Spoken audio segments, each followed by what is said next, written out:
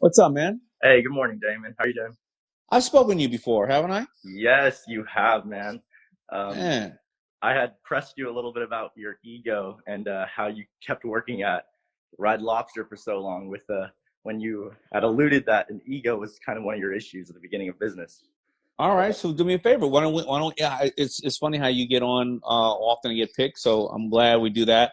I see that my guest Matt is here Okay, somewhere. yeah, So go why don't ahead. we no. Come on, answer. You got a minute. All So right, I'll say a few things. One, I got to say thank you. At the time I spoke to you, I didn't have a job, and you told me just to like believe in myself and my abilities. I work in the finance industry, so it's really difficult as a young kid to actually know enough and get a foot through the door. uh-huh. So because you said believe in myself, I ended up finding local friends who needed some financial advice with their jewelry business.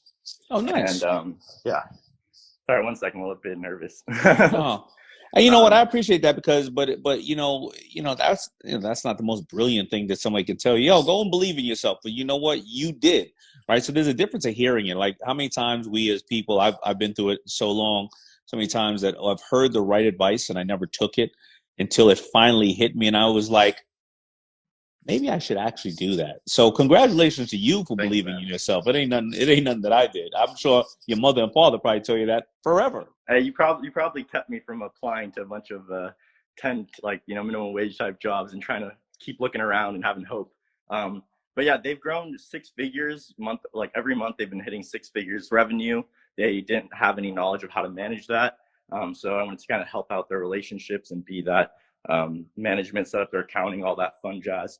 But So I'm gonna step off with Matt, but I want to bring up something yes, very important to what you just said, and we do awesome. this on the clubhouse room. You know, a lot of people, believe it or not, well, I'm gonna say believe it or not, they don't know the fundamentals of business, and they don't know the fundamentals of money and how money works. And it's Correct. weird because a lot of people watching right now will say, I know how money works, but you don't. And when you're in those rooms and people are talking about, your quarterly taxes or how much you pay when you go on extension or what interest is, or should you keep money in the bank, which is a depreciating asset against what a portfolio is, they go, and they're in rooms, they go, well, that's for rich people.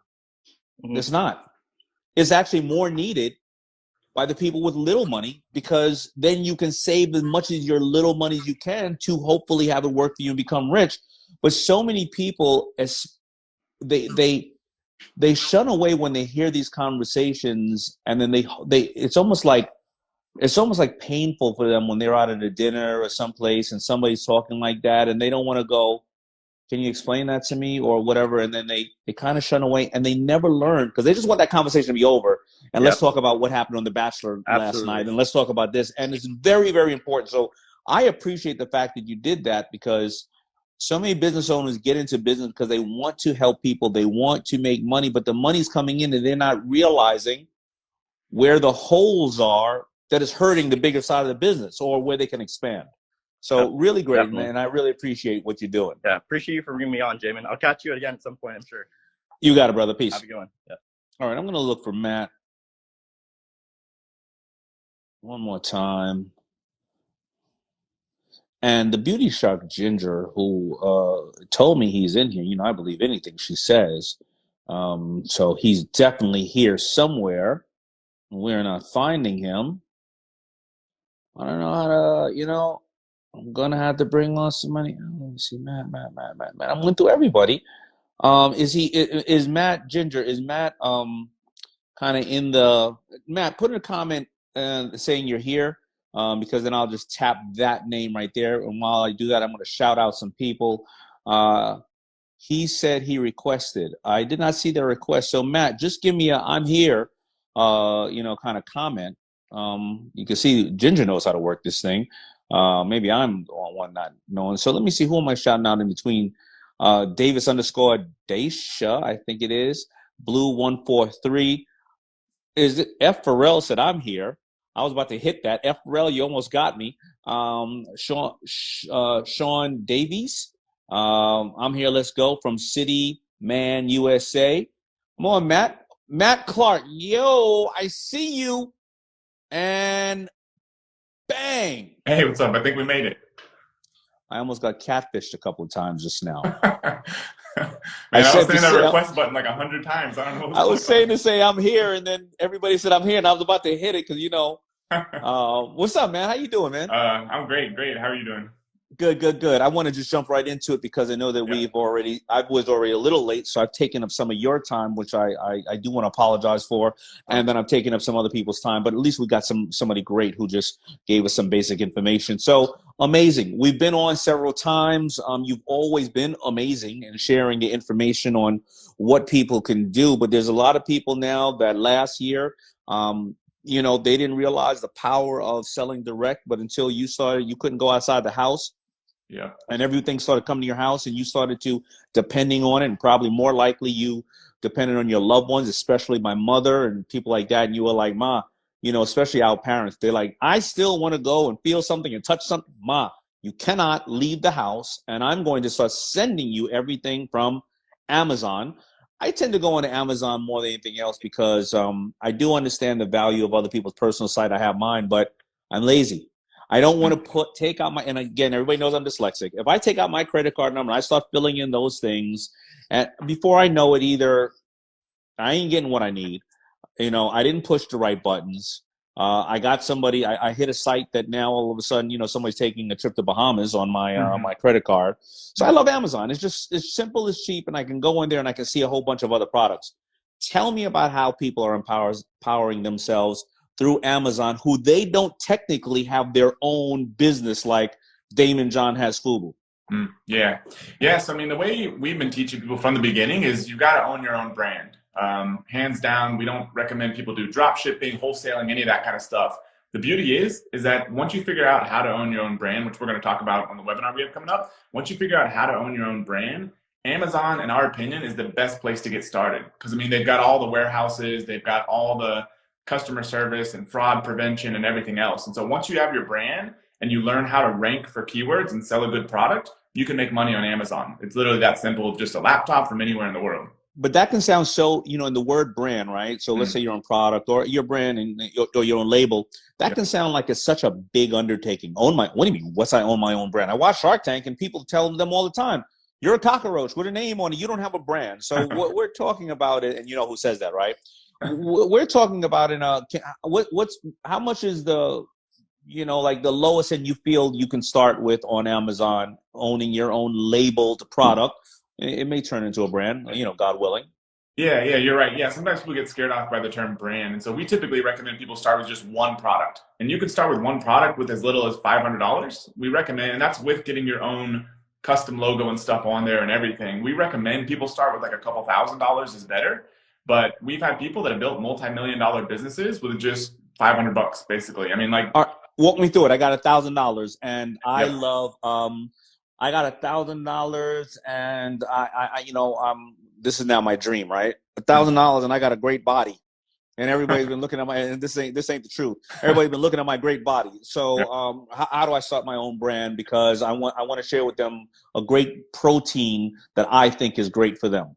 Yeah, so that's perfect. So that's usually the first step, is to figure out, what are some of your general interests? You may be interested in fitness. Some people may be interested in cooking. They may have just had a baby, so that's top of mind. So you come up with 4 or 5 of those. Then you jump on Amazon and you start looking for related products. And we recommend people build a list of, say, like 10 to 20 of those. Just different ideas they think could be cool. Like you just said, protein powder. Great. So pull some ones that they find on Amazon. Then we have a pretty detailed process for doing this, but the general idea is you're looking for products that are selling well but have relatively low competition. And Amazon gives you a lot of this data. You know if it has low competition based on the number of reviews. Because if you come out there with a similar product and you're competing against a bunch of people that have 5,000 reviews, it's going to be hard. So you want to look for products that have less reviews. Now, Amazon tells you how well products are selling because they have something called the best sellers rank. And so when you look at that, it's basically the number one product in the category all the way to hundreds of thousands. And so we typically recommend people stick below 5 or 10,000 because that means the product's actually selling well. So you're finding products you're interested in that are selling well and have low competition, which dramatically increases your chances of success. The funny thing is, a lot of people don't realize this, but one of the top searches in when people search is lingerie. Now, people don't know why it is the top. Either it is men looking for sexy, pinup type of girl shots, or is it women looking for what they want to wear. So people they can go out and find great, bras and stuff like that, and things that are already being heavily searched. Or I'll give you an example. The winter is finally, going away out here in New York. And every year because I have a good amount of property, I put all those damn solar lights on my, the thing on my walkway, because I don't want to pay to get this whole thing done. And those plows always ruin the lights, or I roll over the lights because it's covered by snow. And every time I go on Amazon, I see the same different type of sets of lights, all by different people. Yeah. Is this what's happening? You're taking it, maybe you're labeling it yourself, or not even labeling it. You're buying it, and you're realizing where you can put it. So a guy like me who's going to buy another 300 of those things every year is going to find you and buy them. Yeah, so it's kind of combining how people have done business for a long time with good data. And so you may find that, hey, I don't really like these solar lights that much because there's some problem. Maybe they don't work that well, or they're not big enough, or they're not the right color. And so you would go and see, are there, reasonable number of reviews? Are they selling pretty well? And then you start reading the reviews that are there, and you're like, okay, people like this, people don't like this. So it's not just my opinion. So you're getting good data, but you're doing the same stuff people have done for years, like you in your earlier businesses. You see a need, and so you start going out there and trying to fulfill it. But in this case, because you're using Amazon for data, you don't have to guess. I mean, they literally tell you whether the thing is even selling well at all to begin with. And, if there's a crazy amount of competition, and you have thousands of reviews you can look through. So it's not just your kind of guesses or perspective on the product. You can read what everyone else says, and you can build a perfect product for them, relatively low cost, and then go out there, and that can be the starting point of your brand with just one product. And you start adding products around there, and then you have a whole brand of potentially, outdoor products for your home or your ranch. And have you seen people get to the point where they're doing millions of dollars of business? Yeah, we've had some people that have, built their businesses to millions of dollars. We got one couple in particular from Indiana. They built a business within a few years. They sold it for a couple $1 million. They built another one, same system, a couple more years, sold it for, I think, $4 million. And now they're on their third business, which they're building bigger than ever. And we've had tons of people like that.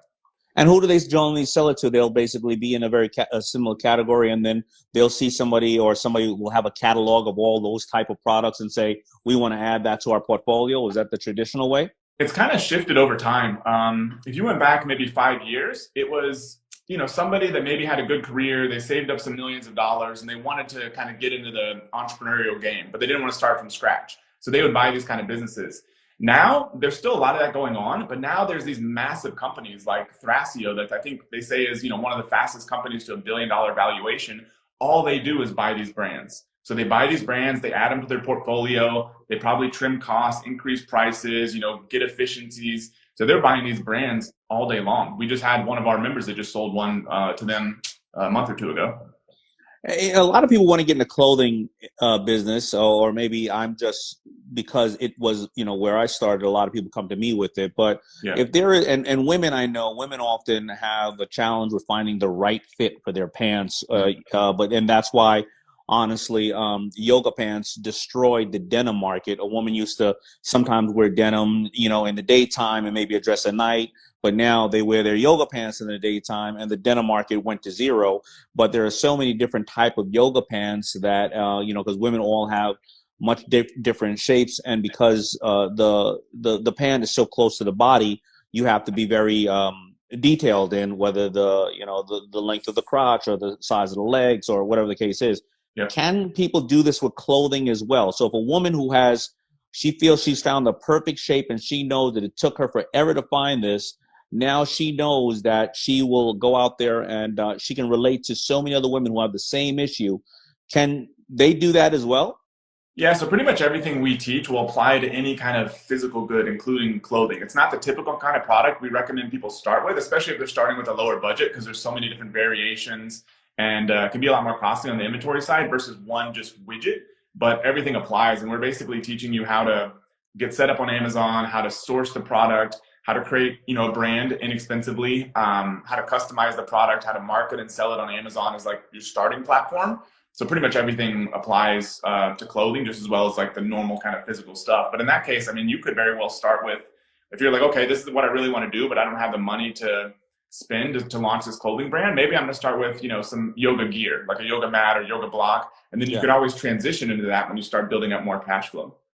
Yeah, so you're saying don't go, try not to go to something that has a vast amount of inventory, because yoga pants will have different colors and they will have different sizes. And generally, when a woman does not know a brand, she will order two different pairs the first time because she's not certain if she's this size or this size, all depending on where she's at, and she takes one and she then sends the other back. I want to see how many women say they do that all the time. But if you do look at, there are brands that you can buy that are clothing like Bombas socks. I mean, it's going to be pretty easy from an inventory standpoint, because generally you're going to either have socks that are smaller for women or kids and socks that are larger for men.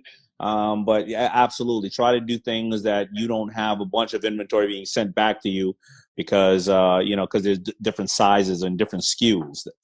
Yeah, for sure. That's why we typically don't recommend people start with clothing, even though we've had people that have transitioned there later. It's usually just not the easiest thing to start with.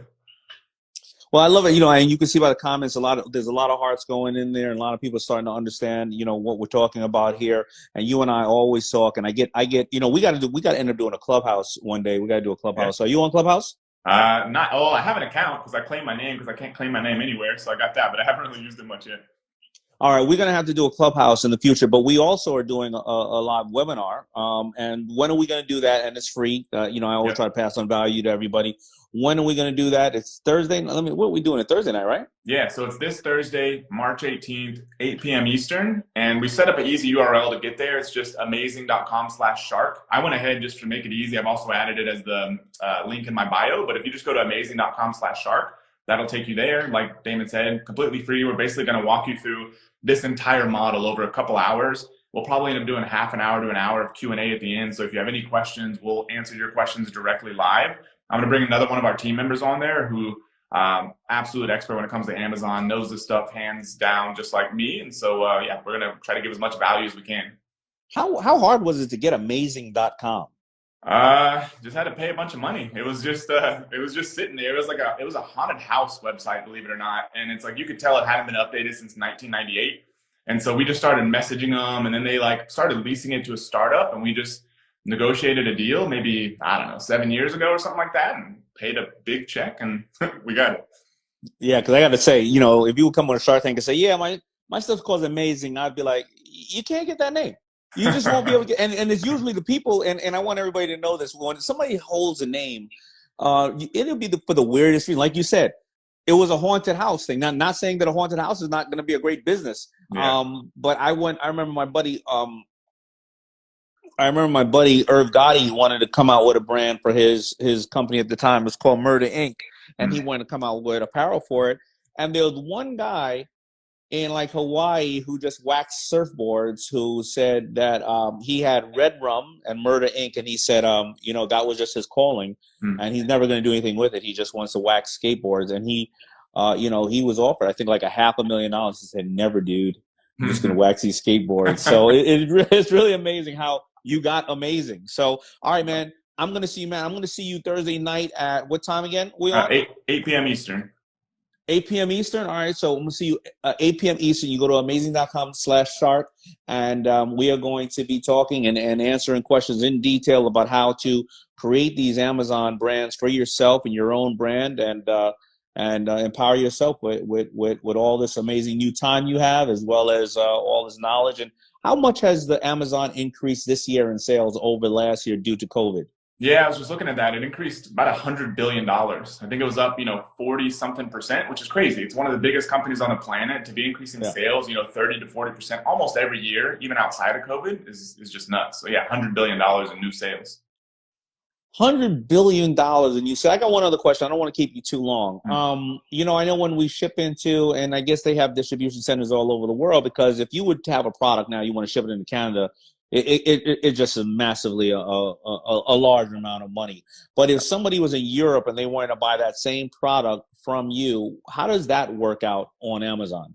So we typically recommend, almost no matter where you're at in the world, I'm sure you have a very international audience here, almost no matter where you're at in the world, we recommend people start with the US, just because it's the biggest platform. It's kind of got everything figured out. It's all the customers are there. But then the next biggest platforms are UK, Germany, So then you can start basically, and it's real easy now to set up your Seller Central account to expand from US to UK, for example. And then you can basically just have inventory stored over there. And then it'll ship out, same kind of prime shipping for everybody. So yeah, we recommend starting in the US, and you can kind of slowly start expanding over there, which makes international expansion a heck of a lot easier than kind of figuring out all the fulfillment stuff on your own. All right. Well, excellent, brother. I can't wait to see you Thursday night. We're talking, doing the free webinar and giving everybody more information. Make sure you get that Clubhouse account, because down the road we'll go on there and we'll just talk about some of these things and other ways that people can make money where they don't have to open up a storefront and risk, take $10 and $20 and $30,000 of their savings and just start off really small and figure things out. Yeah, love it. Sounds good. All right. Peace. Thank you, man. All right. Thank you. All right, there you go. So listen, I always love speaking to Matt. Been a great guy. Been working with him for quite some time, and he's been helping us with some of our Shark Tank companies. And as I shared with you, he's worked with so many people, from Sarah Blakely to Robert Kiyosaki to Richard Branson. All right, so the next person I'm going to bring up has just been a extremely inspiring person.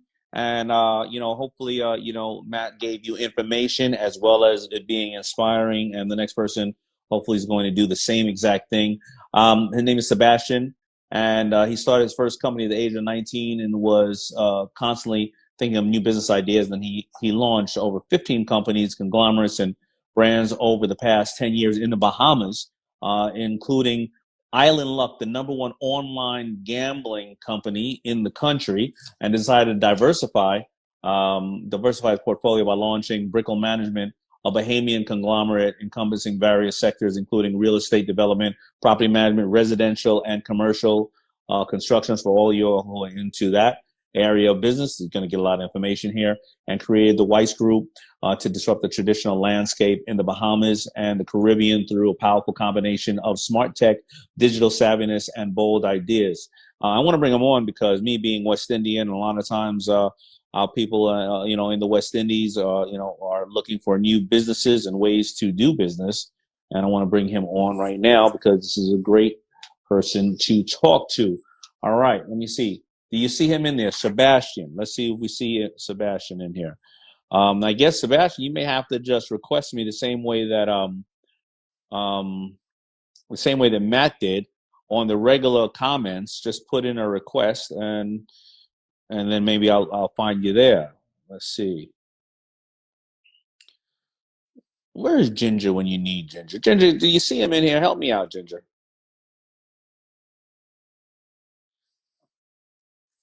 All right. While we do that, we're going to wait for Girls Rule Clothing. We're shouting every people out, and KBHA something is there. Fruits _. Pesha, I'm doing great. Let's see who else is out here. Devil OSECCY. All right, Beauty, you don't see him, the Beauty Shot Ginger. He's not on here. All right, let's see. All right, well, let's take another request. Ginger, do you want to come on? You know what? Before I take anybody else, Ginger, you want me to interview you as well, seeing you've been helping me right now? If not, no. Oh, wait.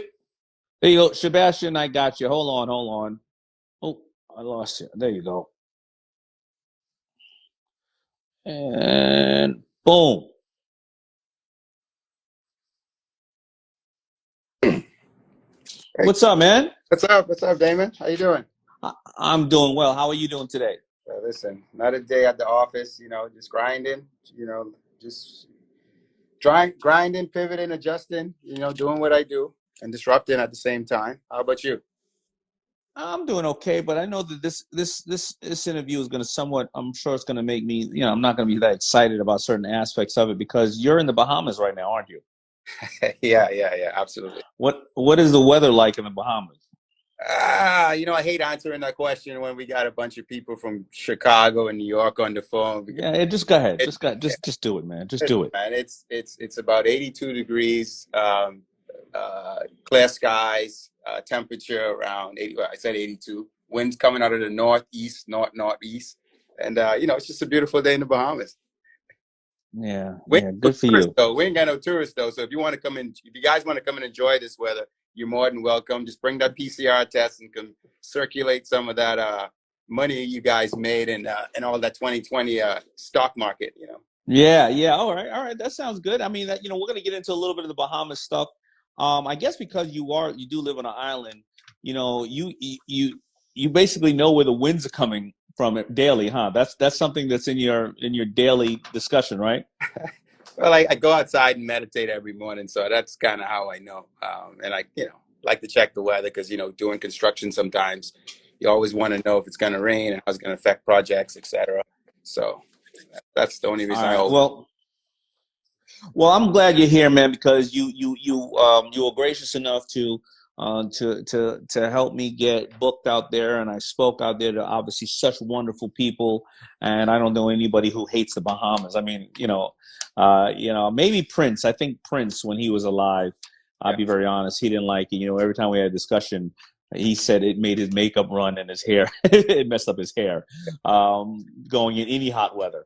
But other than that, nobody ever says the Bahamas. God damn, I hate the Bahamas. So first of all, such beautiful people who are so inviting to us and just hardworking. And when we work so hard and we then go on vacation, they know the value of what we want to do and escape. And they really are just some really, really amazing people, salt of the earth people out there. So thank you for always having me out there. I'm going to ask you a couple of questions, though, and I'd already written them down because I was going through so much of your bio, and I wanted to talk to you about it. So as a veteran entrepreneur, how do you think entrepreneurship has changed over the past 20 years, and what does it mean to be innovative now versus back in the days and when you first started?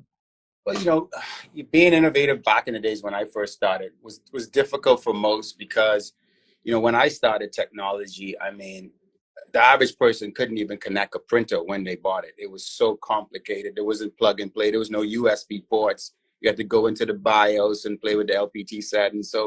And I mean, to install Windows on your computers in those days, you needed like 25 diskettes. So computers were very complex back in the day. So, you just had to be really sharp and smart and really into that stuff to really be in the tech space. Obviously, fast tracking to 2021. I mean, it's gotten a lot easier. Technology is how we live and breathe on a daily basis. 20 years ago, the smartphone, well, there was no internet. Smartphone was non-existent. Even 10 years ago, it was a luxury for many because maybe the cost of data or I don't know what region they were from, just high-speed data wasn't available. So today, I mean, I think entrepreneurs really have a really good opportunity to really pierce some of these industries. And I was just asked the other day, and I'll throw the question to you after I'm done. With the pandemic, hitting the world, and what was already kind of complex or deep waters, treacherous waters for an entrepreneur, how did the COVID-19 kind of erode that shoreline and made that even more difficult? And my perspective on it is that I think it made it a lot easier. I think I don't want it to sound too easy, but I think the people that were mostly affected was people that had very large brick and mortar manual forms of operation, and COVID has created a lot of problems, and there's a lot of things you can solve, and when you're solving problems, you're creating opportunities. Even for myself, I had to pivot. Right, I'm involved in a lot of different things, and real estate and construction being one of them. And then in May, I was sitting down there, locked down like everybody else. I'm staring in the sky, and I'm counting seagulls because there's really nothing to do. And I remember I had this vision. I was like, damn, man, 95% of your wealth comes from technology-based businesses. What are you doing with a shovel in your hand? So Yeah. I just totally shift and pivot, like a lot of big projects we had lined up. And, and I really got my crew together, and we started Wise. And now we're really building on about 4 really aggressive technology companies, one in the med tech space called MedMall. It's going to be medmall.com. Unology, which is going to be an ed tech platform. We're building Click to Collect, which is going to be the Amazon of Central America. So we're focused, basically positioning ourselves to capture the markets where Amazon isn't playing right now. So it's a really big project for us. And then the last one was was Booking Bud. Booking Bud is like a service marketplace where you kind of bring people and services together, right? Whether it's a chiropractor, barber, etc. All right. Well, let me ask him. So, so I think you brought a valid point. Everybody's here trying to power shift, and there's two different thought processes that I look at when I look at COVID and what people are doing. There is first of all, the number one period, without even talking about those, so you have to keep educating yourself on what to do and whether it's technology, whatever the case is. And I see you're in a lot of industries. But there's also that everybody's moving in these certain directions. And I generally have found that I made money when I zigged when everybody zagged. Right. True. So it's important because right now everybody now is talking about sports cards, Bitcoin, NFTs, moving out of New York and moving into one of all the cities, and of course buying real estate because all the houses are going at premium values now in the suburbs. But if you're now doing that now, and you weren't doing that 6 months ago in a year, you're going to be part of the Me Too crowd. Hey, Me Too. Correct. Right? And you should be doing exactly the opposite. But how do you do the opposite? And be on point with the opposite? Because it seems like you're in so many industries. I'm in so many industries. I would love to share with people here who, the ones who are willing to do the homework, that they should not follow some of the crowd, because somebody goes, oh, you need to get in Bitcoin now. It's going to go to 100,000. Yeah. It's going to go to $200. It's probably going to pull back to 25,000 before it goes there. And as soon as you put in, you do this, or you moved out of where you lived because it was a city and you were paying, argument's sake, you had a home or you were renting someplace at $4,000 a month, argument's sake, right? But now you're going to go buy a home that's 2 times worth the value. And instead of you buying a home at $400,000, you pay $800,000. And then you realize the year after, 2 years after, when the market comes back down to $800,000, now $600,000, you just spent $200,000 in inflated costs because everybody was doing it at the same time. Instead of going and spending $6,000 a month to rent a place for 2 years, right? And that's 72 times 2, which is about 144. But you rent it, you write off half of it because it's an expense. And you understand what I'm saying? You didn't really blow all that money because now you wrote off half of it. You let the market come back down, and then you purchase that dream home you wanted in the suburbs. Now, I may have been saying it too fast for a lot of people who are not there like you and I with the numbers. I say all that to say, how do you tell people to go and find the new areas of business just like you and but you don't make them go and follow the crowd and become the dumb person at the poker table that everybody's taking the money from? Right. Well, listen, I think my answer to that question is the same way I approach the question when people ask me about knowledge and education, right? And I hate to sound like a Scotch record, but I probably said this about 5 times in the last week.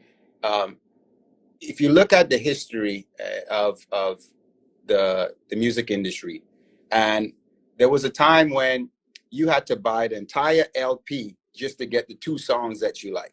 Right? Exactly. Right. And now if you fast track and see what technology has really done, you can now, with the likes of iTunes and Spotify, you can create your own album, and you can take an a la carte approach to what you want to put on that album, but by virtue of your playlist, right?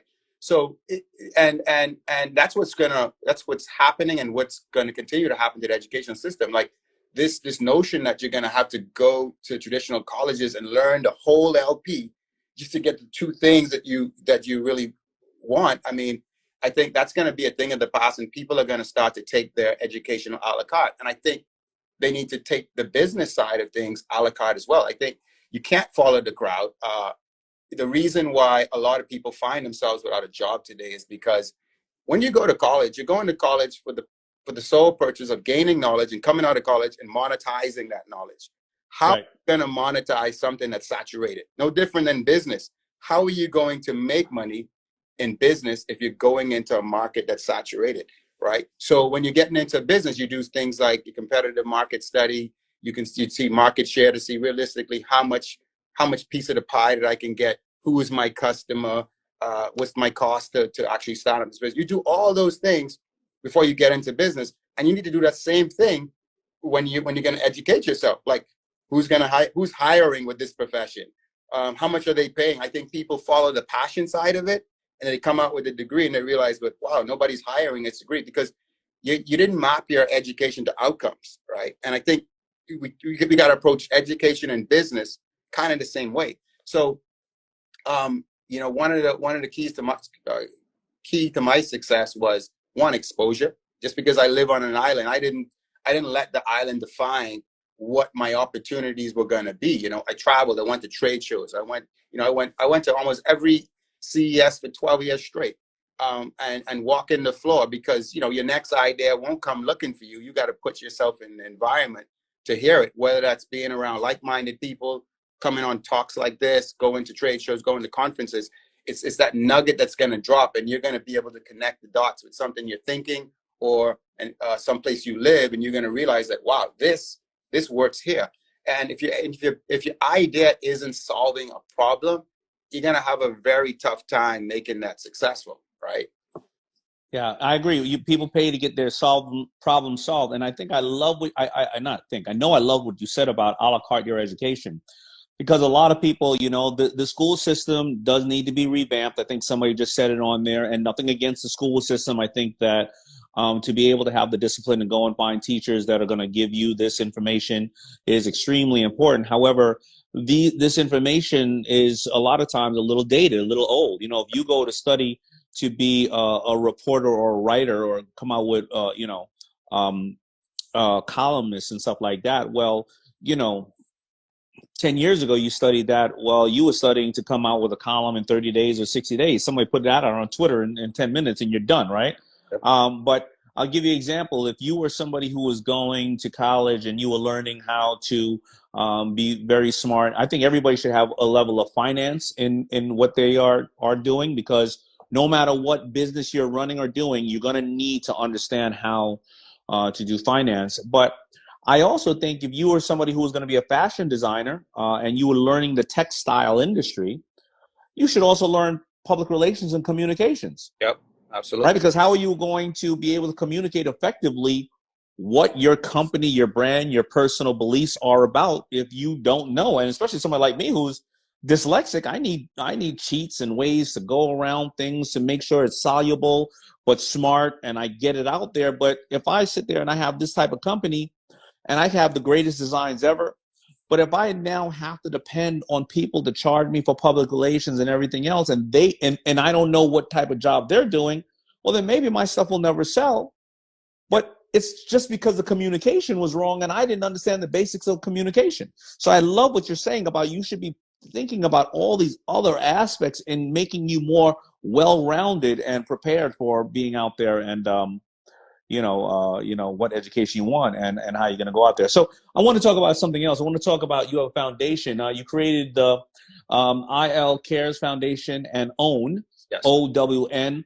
Why was it important for you to take your business skills and use them to create opportunities for others? And how has OWN been able to help entrepreneurs find grants and mentors? Because there's a lot of people on here who want to find grants, understand how to go after grants, and find mentors. And if you just help one person today, which I'm sure you'll help dozens or thousands, it'll be absolutely amazing. Right. So, you know, one of the reasons I started the OWN Bahamas Foundation is, you know, being an entrepreneur that started all the way from the bottom. Like, I mean, I had zero handouts and I had to build everything myself. And hitting all of the roadblocks throughout my journey, and even to this day, you still have the roadblocks, right? And things that get in your way to try to disrupt your progress. And I said, I was driven, I was resourceful. I did some good things at a very young age that got me the capital to parlay into these other things, and I was blessed to be able to do that. But that did not eliminate the hurdles and the roadblocks and the doors that had to be kicked down. So I said to myself, well, with all the resources that I have, if this is my challenges, I could only imagine the people behind me that aspiring to be entrepreneurs that may not have the capital, may not have the relationships. And they're starting, I'm on the plate batting. They're deep in the dugout, Yeah. So OWN so I came up with OWN to really bridge the gap between, an entrepreneur's dream and actually achieving that dream, and trying to provide them with some of the key ingredients to get one step closer to success. And that included access to funding, mentorship, the live talks, like own talks, like the one that you attended, I think that was 2 years ago, and then continue to try and scale it. So, to date, we've already started over 45 successful businesses, donating over $2 million to those startups. We don't take equity in them. We have a committee. They submit, once a year.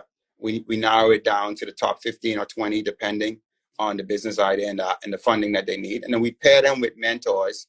And then, we use our relationships to get them things like free advertising, free internet from the telco companies, assign them a free graphic designer and a website builder. So we try to give them not just the funding, but all these auxiliary kind of services and components to really help them to fast track their desires. And we're very proud of what the OWN Foundation has been able to done. And we started the OWN Talks like 3 years ago, which is really to scale the initiative.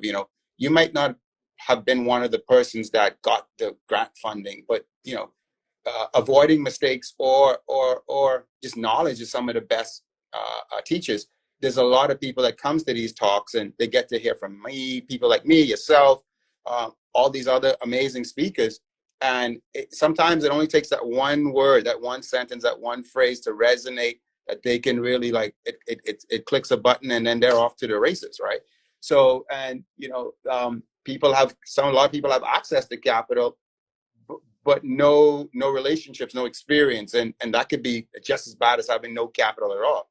So, and we're going to continue to add components to the OWN Foundation. We have the OWN Teach just come in. That's going to be a component where we're going to start to offer free online courses in a lot of different subjects to the OWN community, which is something I'm excited about, that we're looking to launch sometime the end of this year.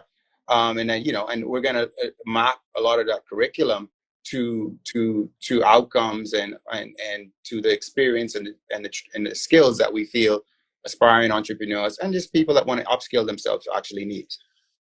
Yeah, let me ask you something. So OWN, and just so everybody's very clear, it's OWN, just like Oprah Winfrey's, right? Yep. But Oprah Winfrey probably has it more for broadcasting, and you have it as a foundation, which that becomes where a lot of people need to understand when you have a mark.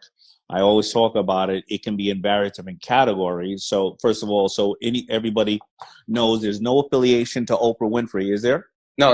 It's Own Bahamas, meaning it comes from Own Your Bahamas, right? So it's promoting ownership. That's where the OWN comes from. Got it. So just being very clear. And these are for Bahamians, correct? Absolutely, yes. Right. Now, for everybody else who's here, because I have a large audience in America, and I have a large audience in India, and I do have a lot of international people. But grants, a lot of people, I've never even thought about a grant when I was first starting.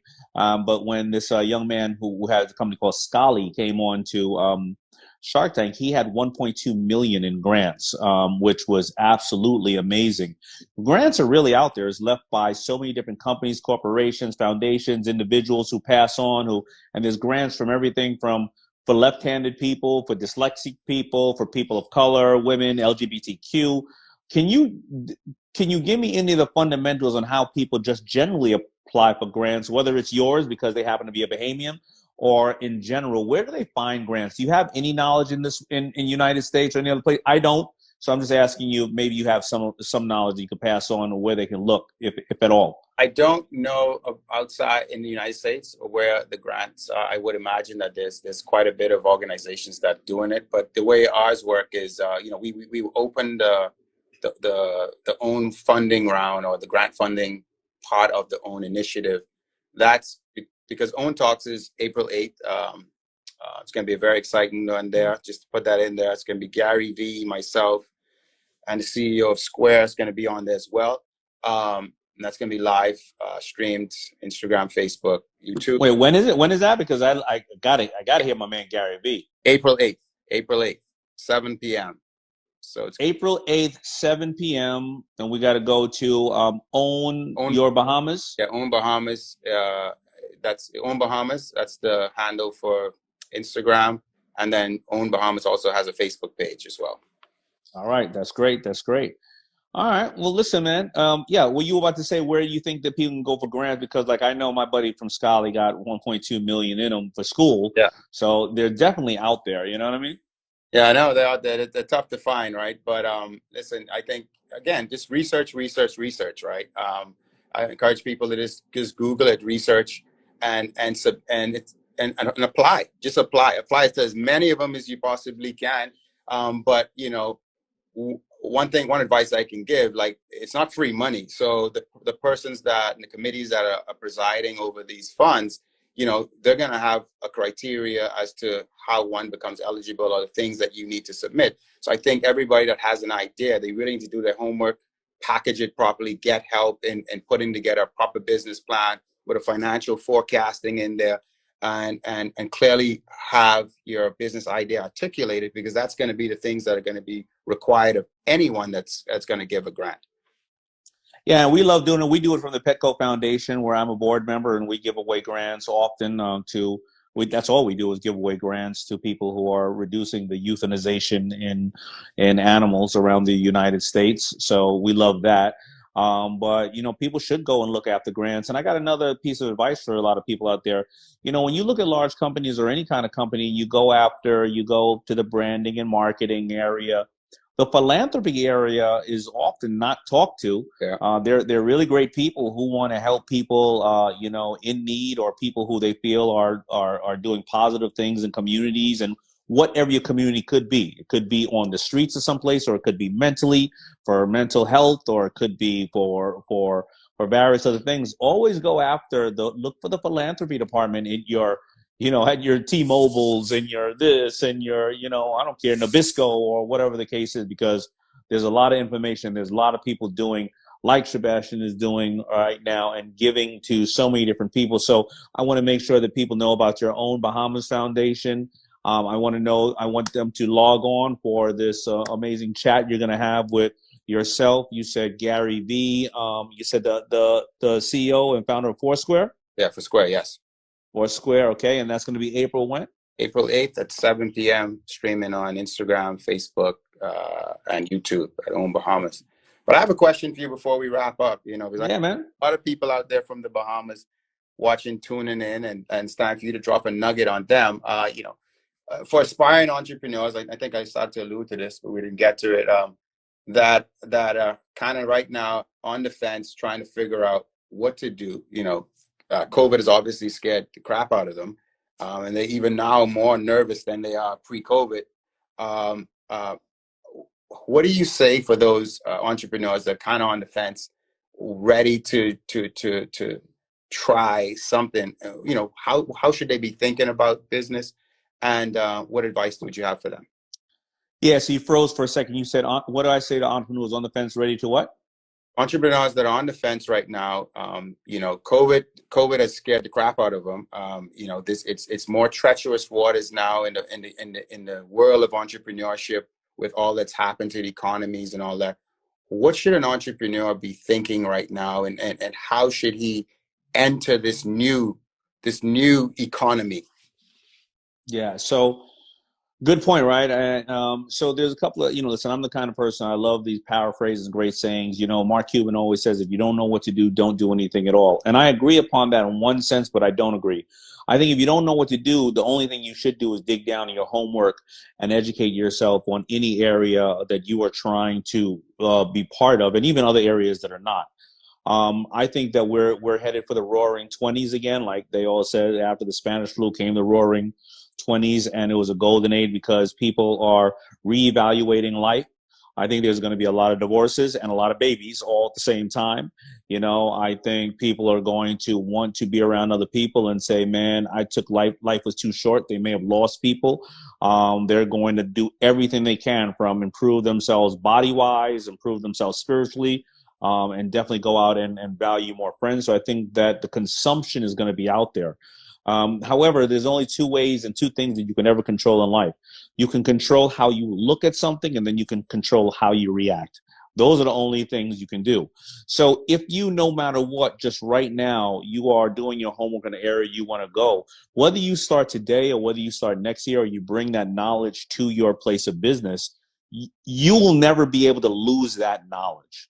Now, I find that when I educate myself on something, either two things happen. Either I go, I don't want to be in this area. It's too much. I don't like it, or I don't like who I have to work with. Done. I at least know some crap that I do not want to ever do again. And then it kind of brings me tired of other areas, or I'm on to something I'm going, wow, I really like this. Man, hey, Sebastian, you knew about this too, man. I should have talked to you about this a long time. You knew about, oh my, and I start to, it's kind of like that car you get when you're driving down the street, everybody got the damn same car, and you were like, why didn't, in the same color? You start to find, and it starts to guide you towards where you want to go. So I find the first thing to do is just start to educate yourself on what you want to do. Sit back, take the analytics and the inventory of what do I know, who do I know to help me accomplish this, and have that inside of your mind, and then really, really be honest with yourself. Like, do I really want to do this, and why do I want to do it? Yeah, agreed. Do I want to do this? Yeah. Do I want to do this because I've been working on somebody else's dream? Do I want to do this because I want to see myself and I want to be famous? Do I want to do? I want to create change. But a lot of people don't take those hard decisions, and say to themselves, why am I doing this, or why am I not? We generally like to do it because we think society said to do it, or our ego gets in the way. So I said a lot just to basically say, look at your situation, take your inventory, and realize whether you want to do these things or not, or don't want to do these things or not, and just, slowly do your homework and move towards it slowly. Well, I have some data that we were doing for the ed tech side of our business, and something came back, and this is global data. And a lot of it was concentrated out of the U.S. And it basically said by 2025, everyone would have had to learn a new skill, because there's going to be a lot of jobs that's going to be lost due to just the way businesses have pivoted. But what it also it was not all doom and gloom, because it also talked about the amount of jobs that's going to be created. But it's not going to be the same jobs being lost, being created. It's new jobs being created, and it's going to require new skills. I mean, that's the reality. I mean, the stat is that 50% of the people graduating college today will retire with a job title that doesn't exist today. All right. So, what are you going to learn between now and 20? Man, I'm learning every day, right? I'm learning how to sell on Amazon. I'm learning how to do, print on demand. I'm learning about digital curriculums, on how to absorb them as well as get them out there. I'm learning so many other things on how to sell socks around the world globally from my Bombas partners. But you got to think about that, right? The reality is, if 10 or 15 years ago you told somebody they were going to be a drone operator, a professional gamer, a social media expert, an Amazon expert, a pay-per-click expert, they would say that doesn't even exist. What are you talking about? So think about how many of those jobs are going to exist in the future. But if you are only staying really, focused on one thing that could be gone tomorrow, I mean, you got to stay focused. I mean, the number one job for males in this country is operating for truck drivers. They're truck drivers and operating heavy machinery. But they already have autonomous trucks on the road. Those trucks and that market's increasing 10% a year because people are in the I want it today mode, right? Because they want, Amazon Prime. Yeah. But you think you're going to be a great truck driver for the next 30, 40 years of your life. No, those trucks are going to be robots. So where is your job going to go unless you start to become a coder and understand how to manage where those trucks are going and drayage and various other things. So your traditional job is gone, but your knowledge is needed. And what are you doing to pivot over there? So no longer you're busting your ass 16 hours in a truck, not seeing your family, but you're home like this right next to your family, making more money than you ever done. Yeah, agree. Couldn't agree with you more. But listen, thanks for having me today. It was a great talk. And, keep encouraging the world and everybody that tunes into you. Always inspiring, even to myself. I follow you as well. And you always drop some nuggets. And, I always tell people, you're never too old to learn and never too young to teach. So I subscribe to that. And, I turned 40 last August. So, it's all about the 3 Ps for me. I had to learn patience. I also learned passion and perspective is kind of what's driving my next phase of my life. And I just encourage everybody to do things with purpose, be patient, and, you know, also make sure you're passionate about it. Appreciate you. Thank you. And thank you everybody for tuning in. I know our time is literally up due to the time limit on Amazon, man. And I hope everybody views your gig with Gary B April 7th, man. All right. Thank you very much. You got a piece. If you want another awesome video in our Black Excellence series, check out the video right there next to me. I think you'll enjoy it. Continue to believe, and I'll see you there.